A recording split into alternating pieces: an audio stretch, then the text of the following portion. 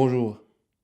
On a vu dans la vidéo précédente que la digestion des protéines était un processus complexe qui demandait beaucoup d'énergie. J'ai même entendu dire que la digestion de certaines protéines demandait autant d'énergie que ce qu'elles apportaient. Un bilan zéro.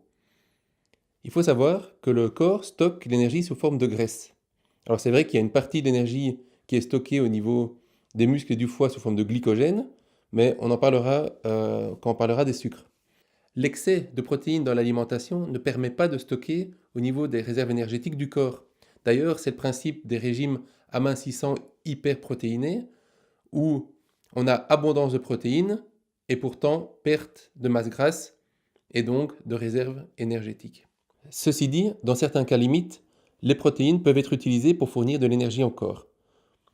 À ce moment, les protéines sont décomposées en acides aminés et les acides aminés sont transformés en combustible pour alimenter la filière énergétique des sucres. À ma connaissance, ces cas limites sont au nombre de deux.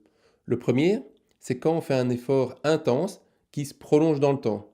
Le corps va alors consommer l'ensemble du glycogène, les stocks de sucre, et ensuite il va vouloir passer sur la filière graisse, mais la filière graisse étant plus lente, elle n'est pas encore 100% efficace quand il veut passer de la filière sucre vers la filière graisse, et donc il y a un besoin d'énergie qui est appelé, et à ce moment-là, il va transformer les acides aminés en ce combustible pour alimenter la filière du sucre. Le deuxième cas limite, c'est quand on fait un jeûne. Alors c'est un peu le même principe. Les 3 premiers jours du jeûne, le corps va consommer ses réserves de sucre.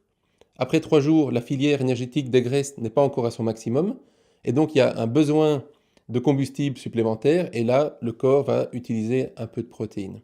Alors dans le cas du jeûne, c'est minime, mais quand on fait un effort intense qui dure dans le temps, à ce moment-là, le corps n'a pas le choix. C'est un peu soit tu me donnes de l'énergie, soit je meurs. Et entre survivre avec un peu moins de muscles et mourir avec tous ses muscles, le corps a choisi. En résumé, on peut dire qu'en général, le corps n'utilise pas les protéines pour fournir de l'énergie et que les tissus, les organes et les muscles ne sont pas des réserves d'énergie.